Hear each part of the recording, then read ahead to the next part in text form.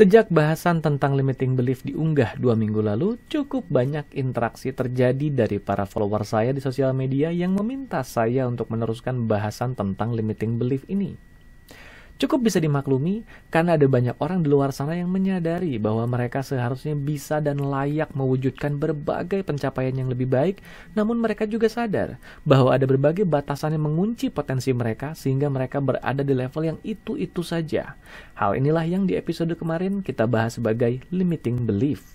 Diumpamakan sebuah bangunan, belief menjadi pilar yang menyangga sebuah kualitas pencapaian. Jika pilar yang menyangga kualitas pencapaian ini baik adanya, maka baik juga kualitas dari pencapaian yang kita hasilkan.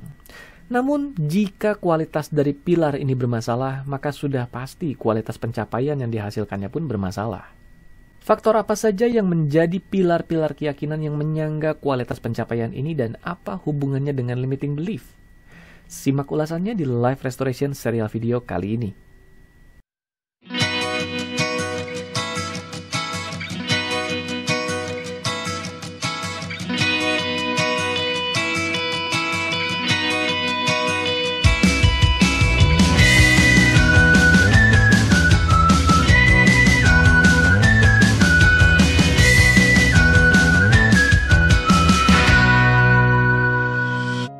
Halo para sahabat sekalian dimanapun Anda berada, kembali berjumpa di Life Restoration serial video yang hadir setiap akhir minggu untuk menemani Anda menutup minggu dengan penuh makna. Kembali bersama saya Agus Kanalendra dan di episode kali ini seperti episode sebelumnya sudah ada tema pilihan yang akan kita kupas, di mana tema pilihan kali ini melanjutkan bahasan di 2 episode sebelumnya. 2 episode terakhir di Life Restoration serial video membahas tentang limiting belief. Dan memang sejak 2 episode itu diunggahlah lebih banyak interaksi bermunculan dari para follower saya di sosial media saya yang meminta saya untuk meneruskan kembali bahasan ini. Seperti yang sudah saya katakan di bagian pembuka tadi, memang demikianlah kenyataannya. Ada begitu banyak orang yang memiliki bakat dan potensi luar biasa yang harus merelakan semua itu demi pencapaian yang receh yang itu-itu saja, hanya karena mereka terhambat oleh adanya limiting belief dalam dirinya. Dan memang bahasan tentang limiting belief ini menjadi salah satu topik yang paling banyak mendapatkan perhatian tersendiri dalam dunia pengembangan diri, terutama yang berhubungan dengan kinerja, produktivitas, dan kualitas pencapaian. Terutama jika dihubungkan dengan maraknya atau populernya sebuah buku yang berjudul The Secret yang membahas tentang The Law of Attraction atau hukum ketertarikan. Bagi Anda yang pernah membaca buku The Secret atau buku-buku sejenis lainnya yang mengulas tentang hukum ketertarikan, mungkin sudah familiar dengan konsep di mana pikiran kita memancarkan sebuah medan energi, di mana medan energi ini akan beresonansi dengan energi lain yang medannya sejenis. Jika medan energi yang kita pancarkan dari pikiran kita bersifat positif, maka ia akan beresonansi dengan medan energi lain yang sifatnya sama positifnya, lalu menciptakan efek tarik-menarik atau ketertarikan dan mendekatkannya dalam hidup kita. Setidaknya itulah yang dibahas dalam buku The Secret atau konsep hukum ketertarikan. Karena medan energi ini bermula dari pikiran atau tepatnya dari apa yang kita pikirkan, maka mereka yang bergerak di bidang hukum ketertarikan ini kemudian mengajarkan pada orang-orang untuk memusatkan atensinya pada hal yang mereka inginkan. Meyakini sepenuh hati bahwa mereka layak dan pantas mencapai hasil yang mereka inginkan tersebut. Dengan melakukan itu, maka diharapkan getaran dari pancaran pemikiran ini beresonansi dengan hal tersebut dan menariknya dalam kehidupan mereka. Bahasan tentang hukum ketertarikan atau hukum tarik-menarik ini menjadi bahasan yang viral sejak beberapa tahun lalu karena menawarkan sebuah konsep yang menarik. Bagaimana dengan memusatkan perhatian, memusatkan pikiran pada hal yang kita inginkan, maka kita akan dengan lebih mudah mendekatkannya dalam hidup kita. Saya bukan berada di posisi untuk mengatakan bahwa fenomena itu benar atau salah, baik atau sesat. Saya bukan berada dalam posisi itu. Tapi kalau ditinjau dari sudut pandang dunia pikiran dan energi, maka hal yang dibahas dalam hukum ketertarikan cukup masuk akal. Sederhananya begini, segala sesuatu yang ada di alam semesta ini adalah energi. Segala objek fisik yang bisa kita lihat dengan mata kita, jika diurai sampai ke strukturnya yang terkecil, maka akan sampai ke struktur yang paling kecil, yaitu energi.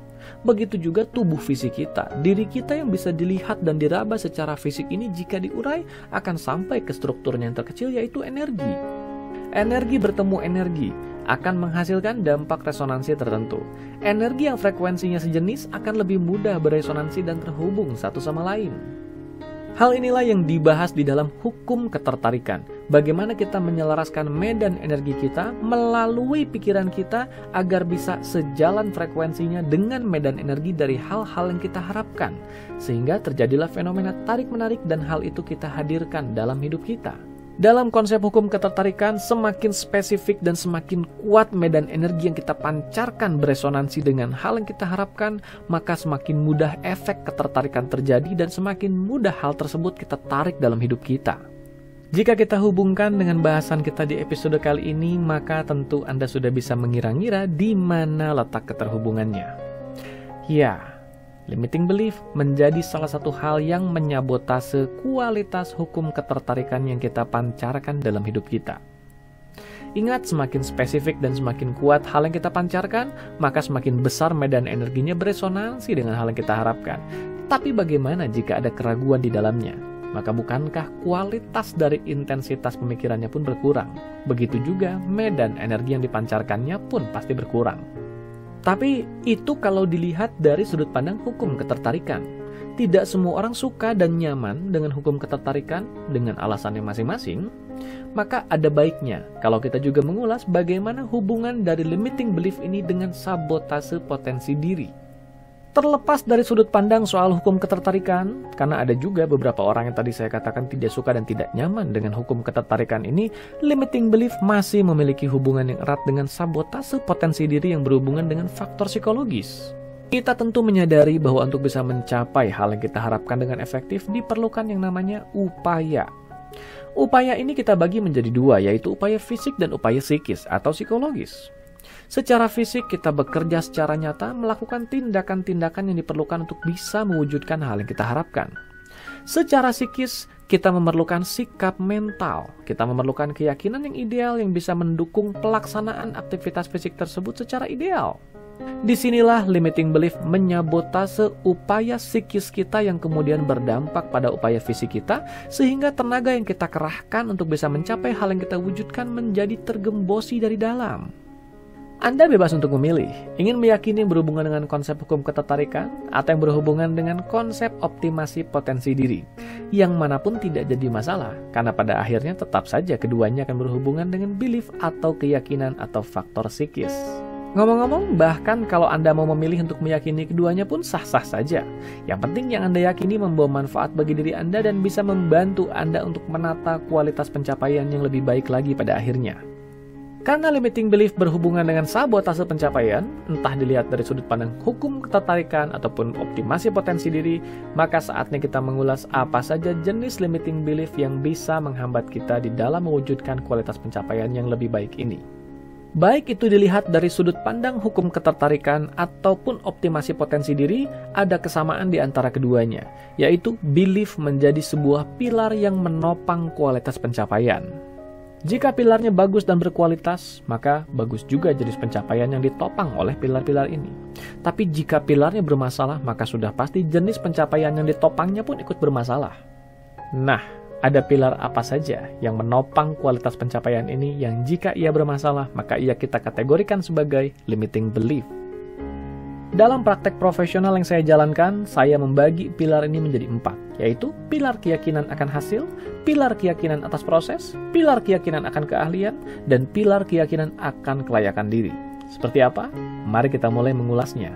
Ngomong-ngomong, keberadaan dari limiting belief baru akan terlihat atau terasa ketika dia dihubungkan dengan kualitas pencapaian. Jika kita tidak sedang membicarakan kualitas pencapaian, maka kita bisa melihat keberadaan limiting belief ini dari kualitas hidup yang itu-itu saja. Tapi akan lebih mudah kalau kita membahas limiting belief ini ketika menghubungkannya dengan kualitas pencapaian. Maka di penjelasan saya kali ini, saya akan menghubungkan uraian tentang keempat pilar tadi yang berhubungan dengan limiting belief dan hubungannya dengan kualitas pencapaian. Oke? Disebut sebagai limiting belief. Limiting, membatasi. Artinya ada sesuatu yang dibatasi oleh keyakinan ini. Apa yang dibatasinya?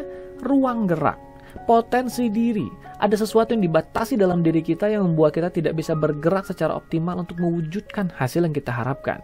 Dikatakan sebagai bergerak, maka tentu ada arah pergerakannya. Arah pergerakan inilah yang dimaksudkan dengan kualitas pencapaian.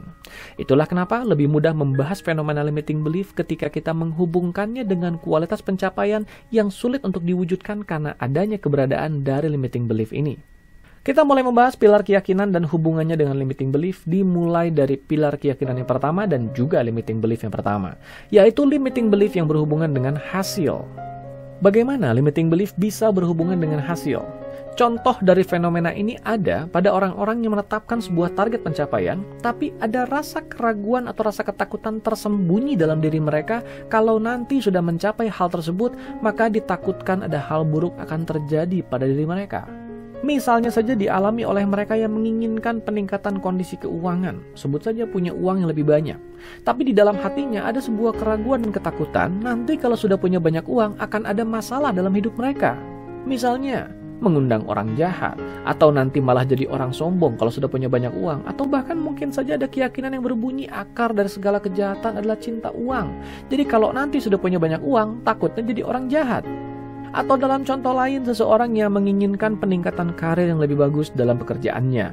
Ia ingin naik karir, ingin naik posisi, tapi di dalam hatinya ada keraguan, ada ketakutan. Nanti kalau sudah naik karir, sudah naik posisi, beban kerjanya lebih banyak. Dan saya takut saya tidak bisa menanggung semua beban kerja itu. Atau bisa juga dialami oleh mereka yang sedang dalam proses ingin melangsing.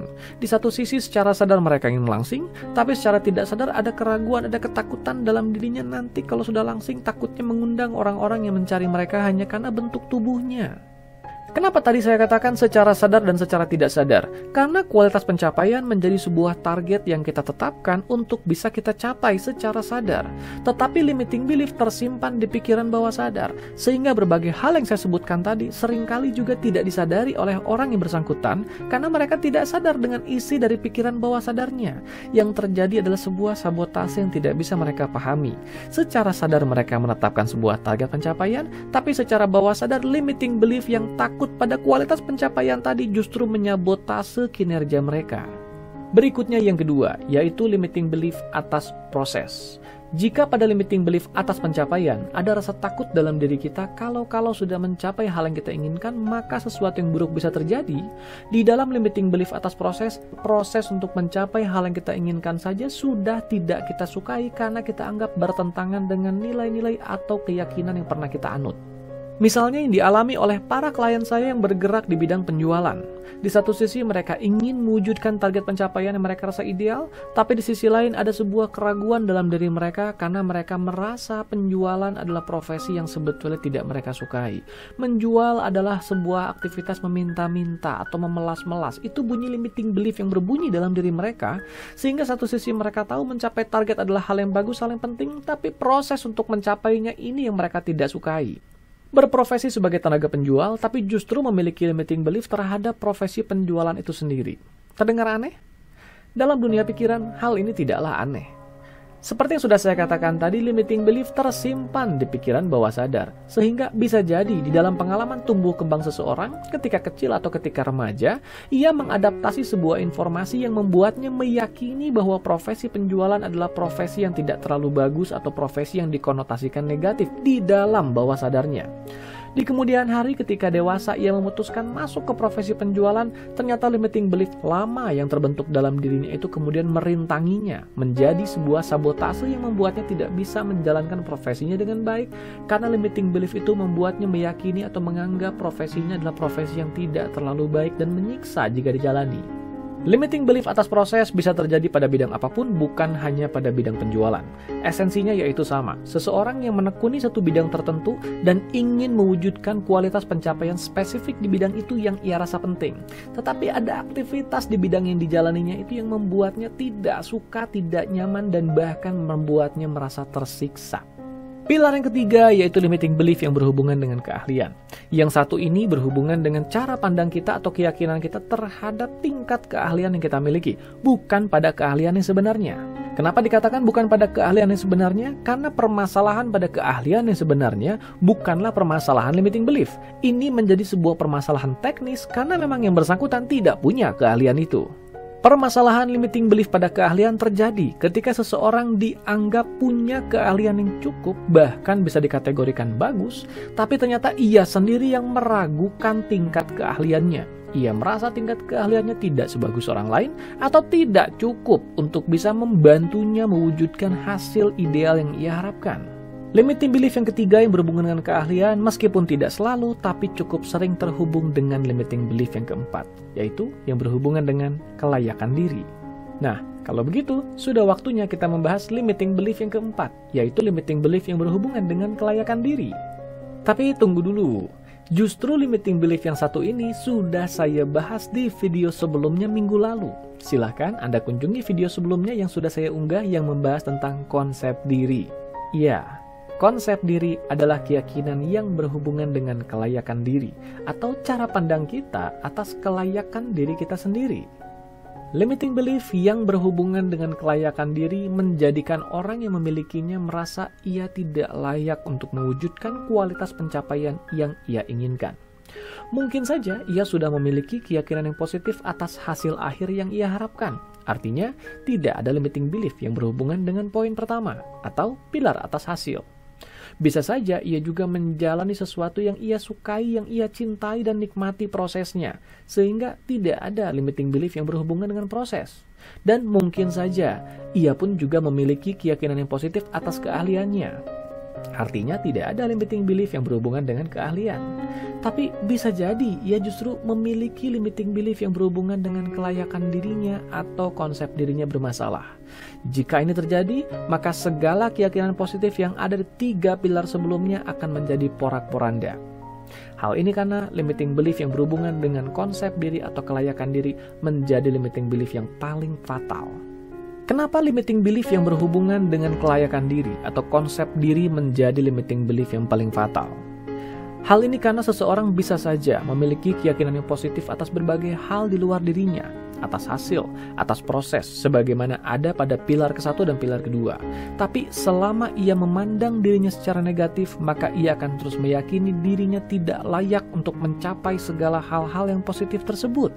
Seperti sudah sempat saya singgung juga sebelumnya, limiting belief inilah yang seringkali mempengaruhi cara seseorang dalam menilai keahliannya sendiri, membentuk limiting belief yang ketiga yang berhubungan dengan limiting belief atas keahlian. Orang lain mungkin menilai keahlian yang dimiliki orang ini bagus, memadai, dan berpotensi adanya. Tapi ia sendiri yang tidak bisa menerima semua itu, ia sendiri yang terus meragukan keahlian yang dimilikinya semata karena ia merasa dirinya adalah pribadi yang tidak layak. Sehingga apa-apa yang melekat bersamanya menjadi segala sesuatu yang dianggapnya tidak layak juga, termasuk keahliannya. Jika tadi kita menggunakan perumpamaan pilar yang menyangga sebuah bangunan, kita juga bisa memandang 4 pilar limiting belief ini sebagai pilar yang menahan permukaan meja. 1 pilar saja bermasalah, maka meja ini tidak akan kokoh. Selalu ada masalah yang membuat meja ini tidak bisa berdiri dengan seimbang. Adanya limiting belief pada pilar keyakinan menyiratkan adanya pilar dari meja ini yang bermasalah. 1 pilar saja bermasalah, sudah jelas ketahanan dari meja ini akan terganggu. Apalagi kalau sampai lebih dari 1 atau bahkan keempat-empatnya. Setiap pilar keyakinan tersebut memiliki turunannya masing-masing, memiliki butir-butir yang lebih spesifik. Di dalam praktek coaching dan terapi profesional yang saya jalankan, saya menggunakan butir-butir dari keyakinan itu untuk membantu para klien saya menyadari kualitas dari beliefnya atau bahkan kualitas dari limiting beliefnya. Ketika saya membantu mereka mengidentifikasi butir-butir yang ada dalam pilar itu, mereka kebanyakan terkejut ketika mendapati ternyata ada banyak sekali limiting belief dalam diri mereka yang menyebabkan mereka sulit bergerak efektif mewujudkan target pencapaiannya. Disinilah proses coaching dan terapi menjadi sebuah media untuk membantu mereka menetralisir limiting belief itu dan mengadaptasi belief yang lebih bermanfaat yang bisa membantu mereka mewujudkan target pencapaiannya dengan lebih efektif. Setiap orang punya limiting belief dalam dirinya, dan hal ini manusiawi. Karena sebagai manusia, tentunya selalu ada batasan-batasan di dalam keyakinan yang kita alami dalam diri kita karena sejauh itulah kita mengetahui dunia ini. Limiting belief menjadi sebuah permasalahan ketika ada sebuah target pencapaian yang kita harapkan untuk dicapai, tapi kemudian ada limiting belief yang berhubungan dengan target pencapaian tersebut yang menjadikan kita jauh atau sulit untuk mewujudkan target pencapaian itu. Limiting belief bersifat spesifik, seperti halnya pilar keyakinan yang juga bersifat spesifik. Pilar keyakinan melekat pada aspek-aspek tertentu. Setiap aspek pencapaian selalu memiliki 4 pilar keyakinan tadi. Misalnya saja, Anda ingin mewujudkan aspek keuangan atau mencapai sesuatu di aspek keuangan, maka akan ada 4 pilar keyakinan tadi di dalam aspek keuangan tadi. Begitu juga dalam aspek kesehatan, akan ada 4 pilar keyakinan lain yang berhubungan dengan aspek kesehatan. Dan belum tentu setiap pilar ini memiliki komposisi yang sama. Bisa saja seseorang memiliki limiting belief yang berhubungan dengan hasil pada aspek keuangan, tapi belum tentu limiting belief yang sama yang berhubungan dengan hasil ada pada aspek yang berhubungan dengan kesehatan. Setiap orang unik adanya dan memiliki lapisan belief serta limiting belief yang berbeda. Oleh karena itu, yang terpenting adalah mengenali diri kita secara spesifik, mengenali keunikan kita, termasuk juga mengenali limiting belief yang membatasi kita di satu aspek pencapaian tertentu yang sedang kita ingin wujudkan. Dengan memahami keunikan ini secara spesifik, lebih mudah bagi kita untuk memecah dan mengurutkan pengerjaannya. Hal apa saja yang harus kita selesaikan sejak awal secara bertahap sampai kemudian berbagai proses ini terlampaui dengan baik dan hasil pencapaian yang kita inginkan bisa kita wujudkan dengan efektif. Sekian dulu perjumpaan kita di episode kali ini. Senang sekali bisa kembali hadir membersamai Anda di Live Restoration serial video yang seperti biasa hadir untuk menemani Anda menutup akhir minggu dengan lebih penuh makna. Semoga kita bisa terus berjumpa di berbagai konten inspiratif lainnya yang saya bagikan di YouTube channel ini. Ingat, like video ini agar Anda bisa menemukannya dengan lebih mudah nanti di lain kesempatan di daftar video yang Anda sukai. Subscribe juga ke YouTube channel ini, Algus Kanalendra, kalau Anda belum subscribe, dan aktifkan lonceng notifikasi sehingga Anda bisa menjadi salah satu dari yang pertama mengetahui setiap kali saya mengunggah konten inspiratif lainnya di YouTube channel ini. Sampai jumpa di episode berikutnya. Salam sehat, berlimpah, dan bahagia selalu.